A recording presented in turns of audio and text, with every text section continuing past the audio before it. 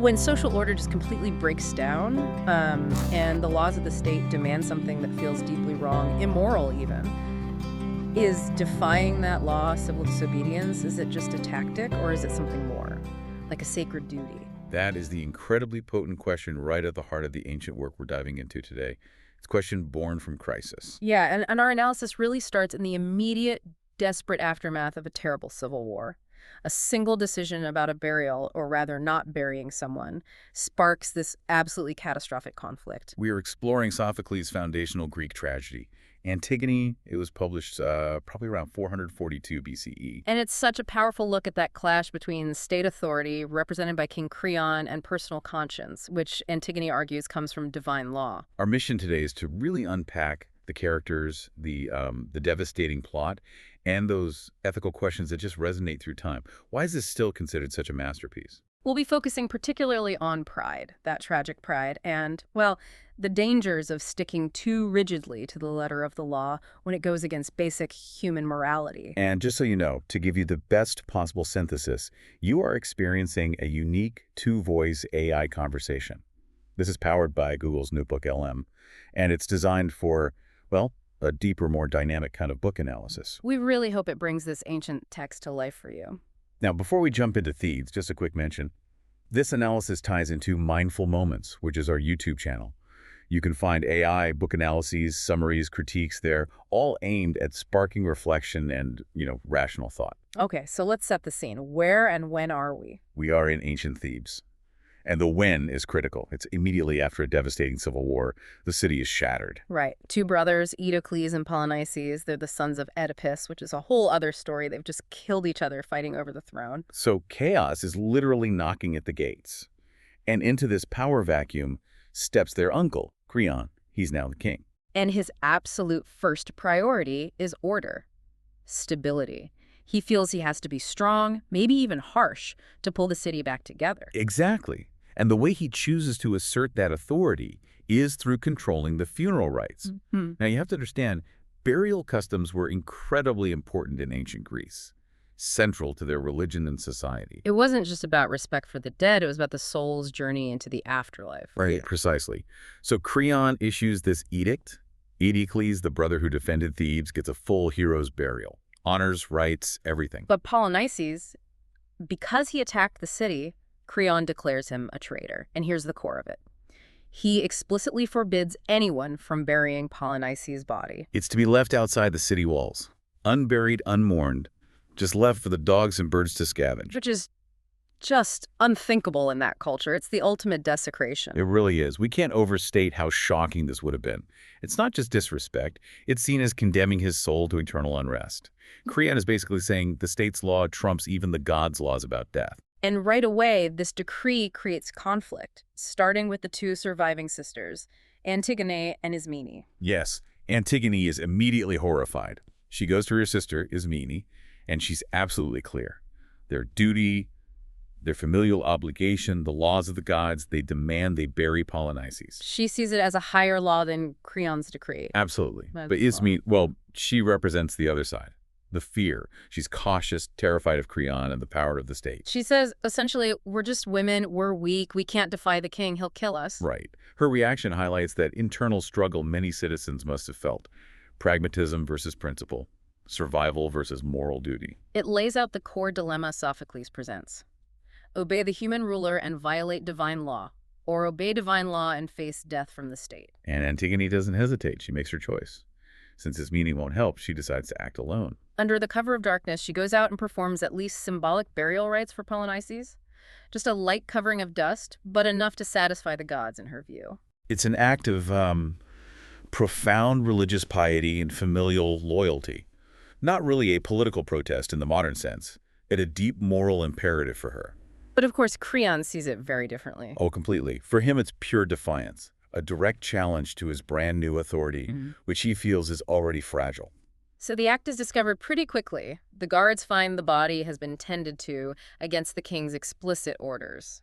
And they report it to Creon. His reaction is, well, predictable given his mindset. He's furious, paranoid even.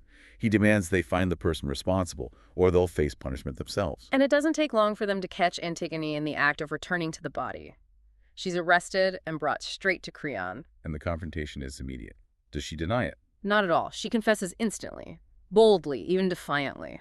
Yeah, she basically tells Creon to his face that his earthly laws mean nothing compared to the eternal, unwritten laws of the gods and of basic human decency. This scene is really the dramatic core of the play, isn't it? The clash is so direct. State law versus divine law. Conscience versus authority. Absolutely. Ugh. But maybe we should pause here for a second. From Creon's perspective, I mean, he's just trying to hold the city together after a brutal war. If he lets his own niece get away with breaking his very first major edict. Doesn't his authority just crumble? Couldn't you argue he needs to be unyielding right then? Maybe that drive for order, even if harsh, feels necessary to him. That's certainly his justification. But, Sophocles shows us that's precisely his tragic flaw, his hubris. He mixes up maintaining order with protecting his own ego, his personal authority. So it becomes less about the stability of leaves and more about nobody defies me. Exactly. He sees Antigone's stand not as a complex moral dilemma, but as a personal insult, a challenge to his power. And that's where the pride comes in. His insistence on obedience becomes absolute, regardless of the moral cost. So when he condemns Antigone to death, it's driven by that pride. Largely, yes.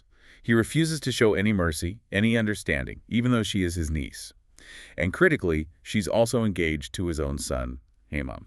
Right. So the political becomes deeply, tragically personal and familial. It really does.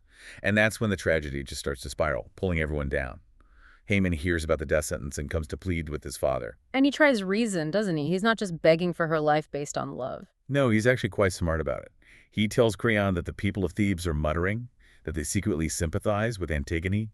He argues a good ruler listens, knows when to be flexible, when to bend. Sound advice. How does Creon take it? Terribly. He completely rejects it. He accuses Haman of being weak, of being ruled by a woman, of disloyalty. It gets very ugly, very personal between them. Father and son completely alienated by Creon's rigidity. Yes. And Creon, in his anger, almost decides to execute Antigone right in front of Haman. He then changes the sentence slightly. Instead of direct execution, she'll be walled up alive in a cave, a stone tomb. With a little food and water? Just enough so the state doesn't have the direct stain of her blood on its hands. Is that the idea? Sort of. It's a loophole. Technically avoiding immediate execution, but guaranteeing her death. He thinks he's being clever, maybe sidestepping divine anger, but he's really just digging himself deeper. Because the gods are angry. Oh, yes. And that's when Tiresias arrives, the blind prophet. The figure who often shows up in Greek tragedies to deliver the unwelcome truth from the gods. Exactly. And Tiresias lays it out for Creon. He says the guys are deeply offended by Creon's actions. 2 major offenses, in fact. What are they? First, condemning the living to the tomb that's Antigone. And second, keeping the dead from their rightful place in the underworld that Polonice's unburied corpse, which is polluting the city's altars. So he's messed up the natural order of both life and death. Precisely. And Tiresias delivers this chilling prophecy. Because of this, Creon will pay. Corpse for corpse from his own family. The Furies are coming for him. How does Creon react to this? He can't just dismiss Tiresias easily, can he? Well, at first, he tries. His pride is still so strong. He accuses Tiresias of being bribed, of making up prophecies for money. Wow. Even the prophet. But Tiresias' warnings are so specific, so terrifying, especially the part about his own household being destroyed, that it finally shakes Creon's certainty. The fear finally breaks through the pride. So he changes his mind. He relents. Yes. He finally gives in. He orders his men to go immediately, bury Polonices properly, and then rush to the cave to free Antigone. It's too late, isn't it? That's the tragedy. Tragically late. By the time Creon and his men get to the tomb, Antigone's already dead. She hasn't waited to starve. She has hanged herself inside the cave. Oh, no. And Haman. Haman arrives just as Creon does, finds Antigone dead. He's overcome with grief and rage.